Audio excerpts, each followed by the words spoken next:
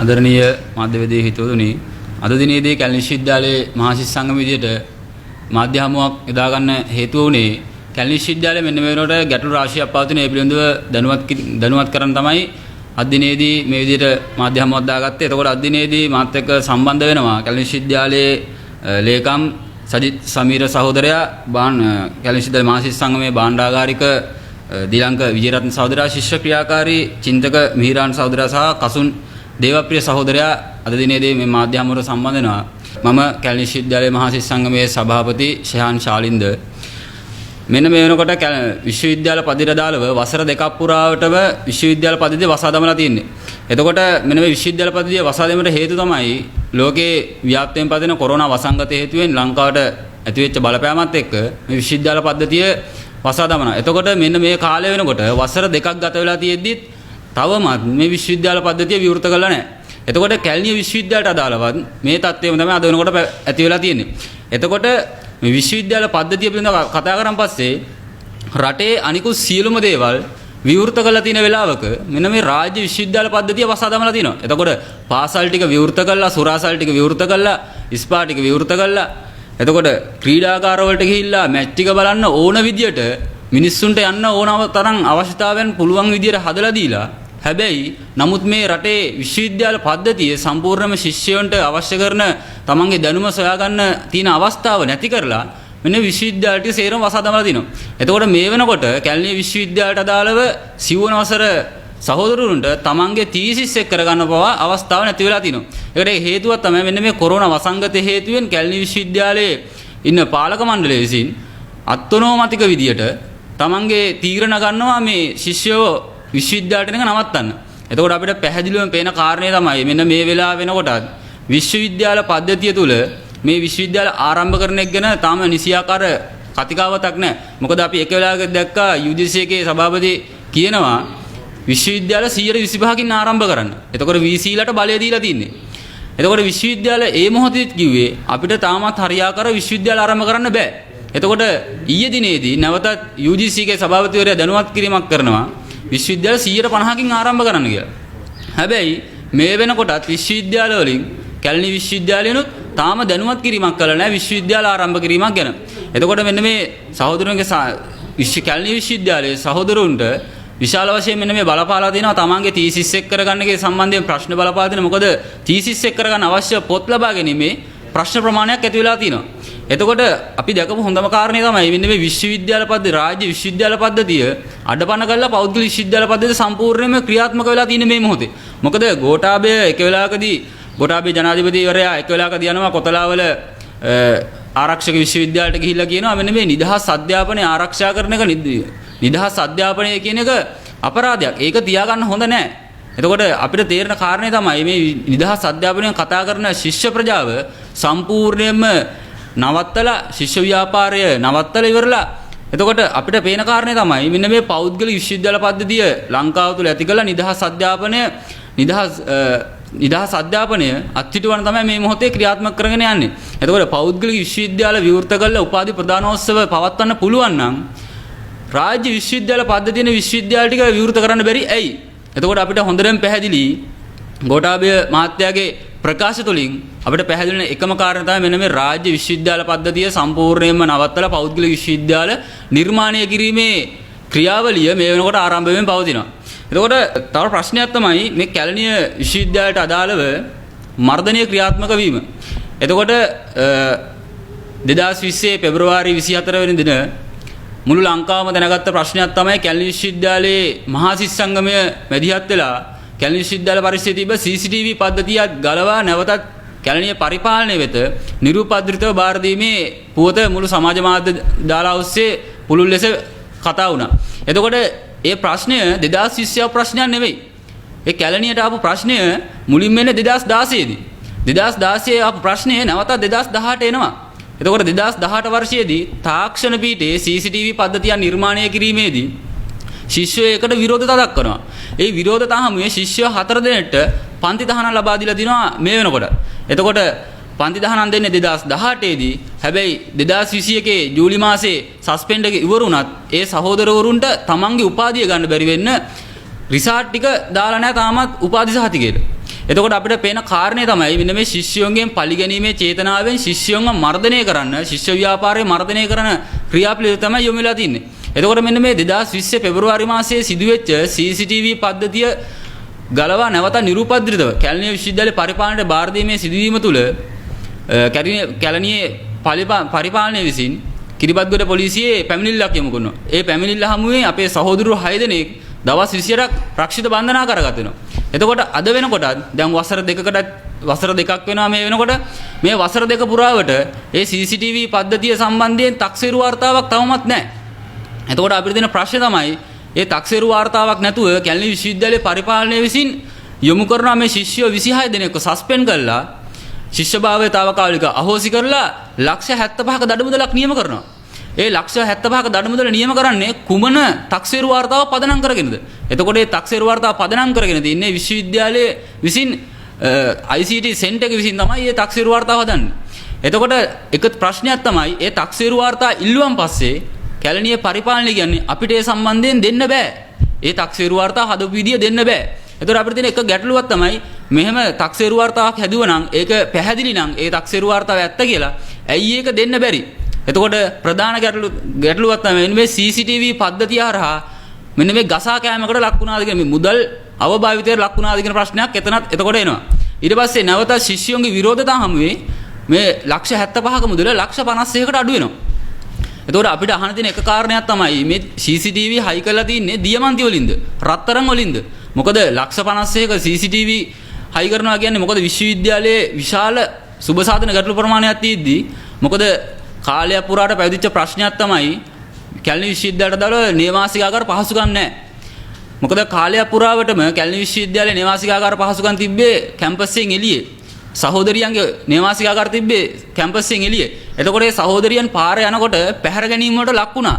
Three wheel වල දාගෙන ගියා. වාහන වල දාගෙන ගියා. එතකොට ඒ සම්බන්ධයෙන් කැලණියේ පරිපාලනයේ වගකීමක් ගන්න දෙව්වන් පස්සේ ඒ සහෝදරියන් ගැන වගකීමක් ගන්න බෑ කිව්වා. බෝඩින් වල ඉන්න සහෝදරියන් ගැන වගකීමක් ගන්න බෑ කිව්වා. එතකොට ඒ සහෝදරියන්ගේ ජීවිතේට මොකක් කර ප්‍රශ්නයක් වුණා නම් එතකොට ඒ වගකීම ගන්න කවුද? අපි එතකොට ඉල්ලුවේ මෙන්න මේ නේවාසිකාගාර පහසුකම් ටික ලබා දෙන්න. අපි ඉල්ලුවේ තාක්ෂණ පීඨ ගොඩනැගිල්ලේ එක ටැප් එකක් කැරියන් පස්සේ ටැප් 10ක් තියෙනවා. ටැප් 10න් එකක් කැරියන් පස්සේ අනිත් ටැප් 9ට වතුර එන්නේ නැහැ. අපි ඉල්ලුවේ මේ පහසුකම් ටික ලබා දෙන්න. තාක්ෂණ පීඨ ගොඩනැගිල්ල මේ වර්තමානයේ තමයි හදන්න පටන් අරන් තින්නේ. මොකද මේ වෙනකම්ම තිබ්බේ කුලී පදන මත ගත්ත ගොඩනැගිල්ල. එතකොට අපි ඉල්ලුවේ තාක්ෂණ පීඨයක් හදන්න.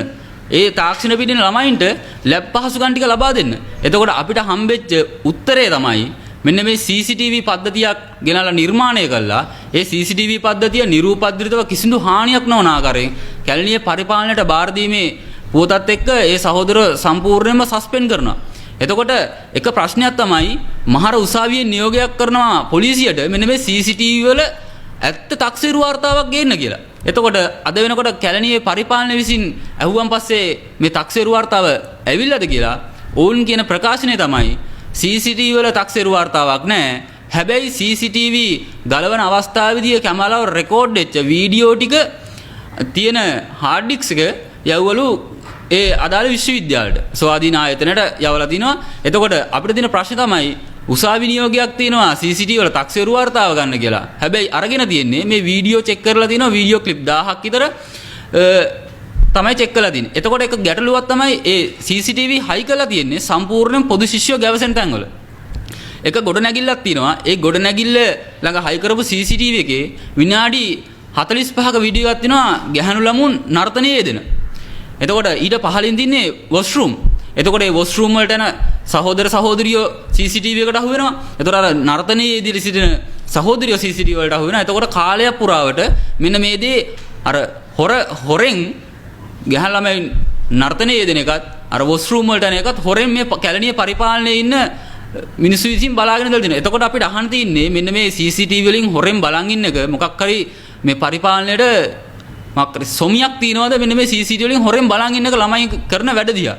එතකොට කැම්පස් එකේ මෙච්චර ප්‍රශ්න ප්‍රමාණයක් තියෙද්දි ළමයින්ට හරියාකාර කැන්ටින් පහසුකම් නැති වෙලා තියෙන ලාක මේ කැන්ටින් පහසුකම් ටික ඉල්ලුවන් පස්සේ ළමයින්ට ඇත්තටම ලබා දීලා තින්නේ CCTV පද්ධතියක් ලබා දීලා තිනවා ආරක්ෂාව කියන පදනමෙන්.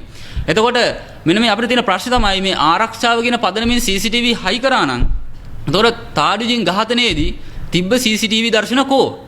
නිදහස් චතුරස්‍රයේදී මාධ්‍යවේදී වෙඩි තබා ගැනීමේ සිද්ධියට කෝ CCTV දර්ශන. එතකොට අපිට පැහැදිලිවම පේනවා මෙන්න මේ විශ්වවිද්‍යාල ඇතුළට CCTV ගේන්නේ මේ මිලිටරීකරණයේ නතු වෙන්න මිලිටරීකරණයට යොමු වෙන්න තමයි මේ වෙලාවේ CCTV ගේන්නේ. ශිෂ්‍ය ක්‍රියාකාරකම් වල ශිෂ්‍යයන්ව මර්ධනය කරන් තමයි මේ වෙලාවේ CCTV ගේන්නේ. අපි පැහැදිලිවම කියනවා මෙන්න මේ අසාධාරණ ලෙස දීලා තියෙන පන්ති තහනම් දඩ මුදල් වහාම හකුලා ගත යුතුයි. එම හකුලා ගත්තේ නැත්නම් දවන්ත ශිෂ්‍ය ව්‍යාපාරයක් ඉදර අපි ඉදිරියට ඇවිල්ලා මේ සම්බන්ධයෙන් දැඩිව ක්‍රියාමාර්ග ගන්නවා. මොකද අපිට පැහැදිලිවම අපි දන්නවා මේ වෙලාවේ කැම්පස් එක කැලණිය විශ්වවිද්‍යාලයේ ශිෂ්‍යයන් ගෙන්නන්න නැති හේතුව තමයි මෙන්න මේ අපේ උපකුලපතිතුමියට විශාල පීඩනයක් එනවා. ළමයි ගෙන්නුවන් පස්සේ උද්ඝෝෂණ කරනවා. එතකොට ළමයි ඇවිල්ලා කතා කරනවා. මොකද දිගින් දිගටම කිව්ව කතාව තමයි උපකුලපතිතුමිය මේ මොහොතේ ළමයින් ගෙන්නුවොත් එන පීඩනය වැඩි. මොකද අපි දිගින් දිගටම අධ්‍යාපන අමාත්‍යාංශ ලේකම්වරයා හම්බෙන්න ගියා. ඒ මොහොතේදී කියන්නේ VC තුමිය කියනවා මේ සස්පෙන්ඩ් අයින් කරන්න කැමති. හැබැයි අද වෙනතුරුත් අපිට එහෙම දෙයක් දැනුවත් කිරීමක් කළා නැහැ.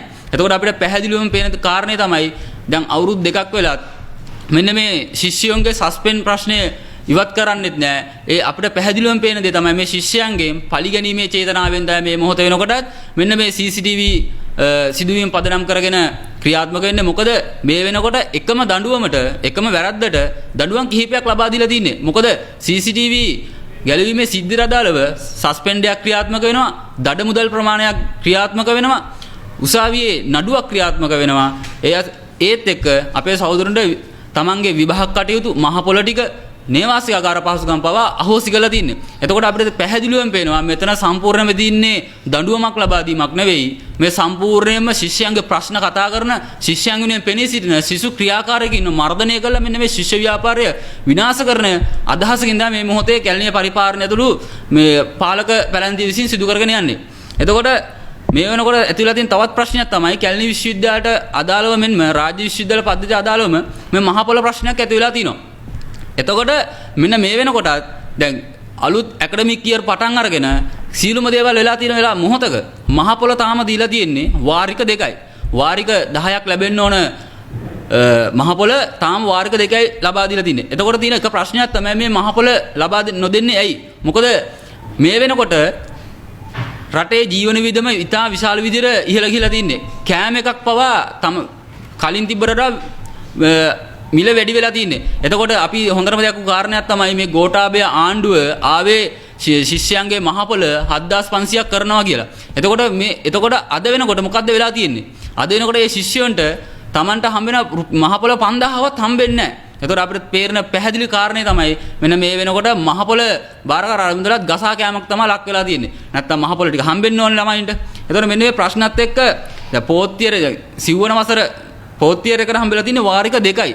අද වෙනකොට ආර්ට් එකට මැනේජ්මන්ට් එකට 5ක් හම්බෙලා තියෙන එකට හේතුව තමයි මැනේජ්මන්ට් එකේ ෆයිනල් ඉයර් එක පටන් ගත්තේ මැයි මාසේ. එතකොට 5ක් හම්බෙලා තිනවා. අනිත් හැම ඉයර් එකකටම හම්බෙලා තින්නේ වාරික 2 ගානේ.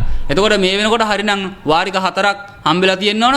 මෙන්න මේ தත්ත්වය ඇතුලේ මේ ශිෂ්‍යයන්ට තමන්ගේ ජීවන තමන්ගේ වියදම් කරගන්න වියදමටවත් මුදල් නැති තත්ත්වයක් ඇතිලා තියෙනවා. මොකද විශ්වවිද්‍යාල ශිෂ්‍යයෙක් තමන්ගේ වියදම් පියවගත්ත මේ මහ පොළෙන් තමන්ගේ ගිහිල්ලා පාර්ට් ටයිම් එකකින්. එතකොට අද වෙනකොට ඒ තත්ත්වය සම්පූර්ණයෙන් නැති වෙලා තමන්ගේ එක්සයින්මන්ට් එක තීසිස් එක කරගන්න තත්ත්වයක් නැති වෙලා තියෙන ලාක මෙන්න මේ මහ පොළ ටිකක් කප්පාදු කරලා තමයි මේ පාලක පැලැන්තිය සම්පූර්ණයෙන්ම පරිපාලනය විසින් ක්‍රියාත්මක වෙන්නේ. එතකොට අපි එකහෙලාම කියනවා මෙන්න මේ වෙලාවේ අරගෙන දින මෙන්න මේ විශ්වවිද්‍යාල නැවත විවෘත කිරීම ඉතා ඉක්මනින්ම කළ යුතුයි. මොකද මේ විශ්වවිද්‍යාලය කියන්නේ පාසලක් නෙවෙයි. විශ්වවිද්‍යාලය කියන්නේ නව දැනුම සොයාගෙන යන තැනක්. එතකොට ඒ විශ්වවිද්‍යාලය සියලුම සිසුන්ට විවෘත කළ යුතුයි. ඊට පස්සේ මෙන්න මේ අසාධාරණ ලෙස ලබා දීලා තියෙන පන්ති තහනම් වහාම හකුලා ගත යුතුයි. ඒ වගේම ලබා දීලා තියෙන මේ අත්නොමතික දඩ මුදල්. මොකද අසාධාරණ විදියට ලබා දීලා තියෙන මේ දඩ මුදල් ශිෂ්‍යයන්ගෙන් පරිගැනීමේ චේතනාවෙන් ලබා දීලා දඩ මුදල් වහාම අහෝසි කළ යුතුයි. මේ හිඟ මහ පොළ වාරික වහාම ලබා දිය යුතුයි. නැත්නම් අපි ශිෂ්‍ය ව්‍යාපාරයේ විදියට අන්තරේත් එක්ක එකතු වෙලා කැලණි විශ්වවිද්‍යාලයේ මහා ශිෂ්‍ය සංඝ විදියට දවන්ත සරණ ගෙදෙනවා. එතකොට අපිට කියන්න තියෙන්නේ මෙන්න මේ සියලුම පන්ති දහනම් ඉවත් කළ යුතුයි, දඩ මුදල් ඉවත් කළ යුතුයි කියලා කියනවා.